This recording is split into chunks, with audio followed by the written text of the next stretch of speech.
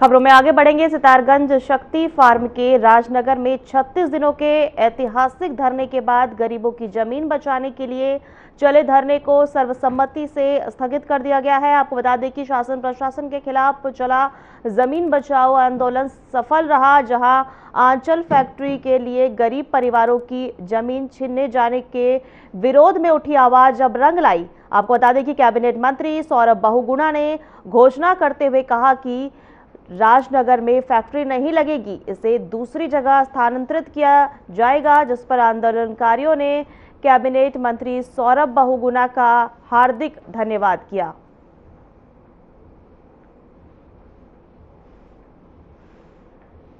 यहाँ के लोगों को नेतृत्व दे दीजिए। उनका हृदय से आभार व्यक्त करता हूँ, क्योंकि उन्होंने यहाँ की जन भावना को समझा। उनको बहुत पहले समझ जाना चाहिए कि इतनी ठिठुरती ठंड में पिछले 37 दिनों से धरने पर बैठे हैं, और कहीं ना कहीं जिन लोगों ने भी उनको ये सलाह दी है कि ये जमीन, अगर आप सरकारी जमीन है, अगर इसको आप कब्जे में ले लेंगे और यहाँ फैक्ट्री लग जाएगी तो यहाँ के लोगों को स्थानीय रोजगार मिलेगा, तो उनका ये फैसला था, ये बहुत ही गलत था। जबकि सिटकुल में हजारों एकड़ जमीन वहाँ पे खाली पड़ी है। आज हम लोग यहाँ पर पहुंचकर सिर्फ इसीलिए आज पहुंचे कि उनका धन्यवाद कर रहे हैं, और आज जो हमारा जो धरना है आज इसको हम स्थगित कर रहे हैं, इसको समाप्त नहीं कर रहे हैं। अगर वो अपने वादों से मुकर जाते हैं तो पुनः हम इसी स्थान से फिर से धरना को शुरू करेंगे। विगत 37 दिनों से ये पट्टे खारिज होने के बाद यहाँ पे जो पीड़ित परिवार है, एक 37 दिनों से एक आंदोलन चला रहे थे इस भूमि को बचाने के लिए, और इस आंदोलन में क्षेत्र के सभी लोग जो पीड़ित लोग हैं उनके पक्ष में खड़े हुए, और खास तौर से जो उत्तम आचार्य जी ने इस आंदोलन को लीड किया। मुझे लगता है कि मंत्री जी को बहुत देर बाद ये लगा कि मेरे जो सलाहकार थे जिन्होंने ये कहा कि ये 5 एकड़ जमीन खाली हुई पड़ी है, खाली जगह पड़ा है, इसे फैक्ट्री लगा दो, तो मुझे लगा कि उनको जो है बाद में समझ में आया कि ये जमीन जो है इस प्रकार नहीं है कि यहाँ फैक्ट्री। छत्तीसगढ़ के दंतेवाड़ा में 4 अप्रैल 2010 को नक्सली हमले में शहीद हुए लोका गांव के वीर सपूत ब्रिजानंदन के परिवार को आज भी सम्मान के लिए संघर्ष करना पड़ रहा है।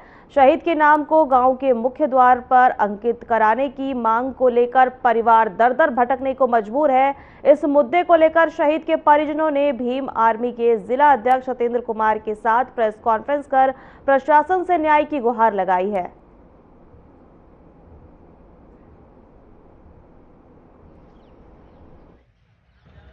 महोदय, मांग यही है, जो शहीद द्वार बना हुआ है उस पर शहीद ब्रिजानंद का नाम अंकित किया जाए।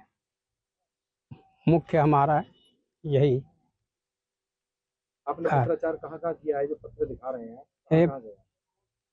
पत्राचार ये डीआईजी और जिलाधिकारी ये सब गया है, और वहाँ से लेटर भी सब आए हुए हैं। एक के बजाय दो आए हुए हैं। ये लेटर जिलाधिकारी ने किसके लिए आदेशित किया था? आदेशित का तो हमारे पास तो वो नहीं है, खाली उनके पास 2 कॉपी गई है, एक हमारे पास कॉपी आई है। अब ये तो शासन का काम है, कहाँ क्या करना है क्या नहीं करना है।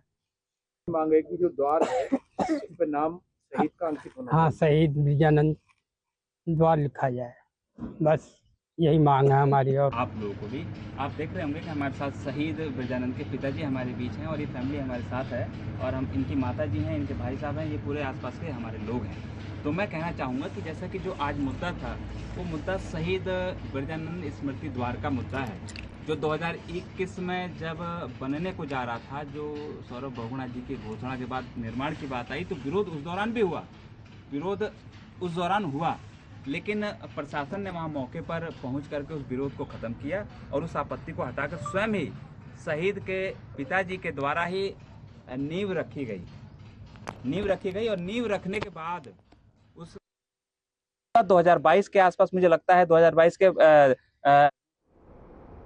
देहरादून के विकास नगर क्षेत्र में आसन नदी किनारे एक व्यक्ति का शव मिलने से सनसनी फैल गई। मृतक की पहचान शाहपुर कल्याणपुर गांव निवासी श्रीचंद्र के रूप में हुई। सूचना मिलते ही हरबटपुर पुलिस चौकी की टीम मौके पर पहुंची और शव को कब्जे में लेकर जांच शुरू की। पुलिस ने शव को पोस्टमार्टम के लिए भेज दिया। प्रारंभिक जानकारी के अनुसार मृतक नशे की हालत में प्रतीत हो रहा था। वहीं आपको बता दें कि आशंका जताई जा रही है कि नशे के कारण फिसलकर नदी में गिरने से उसकी मौत हो सकती हुई है। वहीं हालांकि पुलिस ने कहा है कि मौत का सही कारण पोस्टमार्टम रिपोर्ट आने के बाद ही स्पष्ट होगा।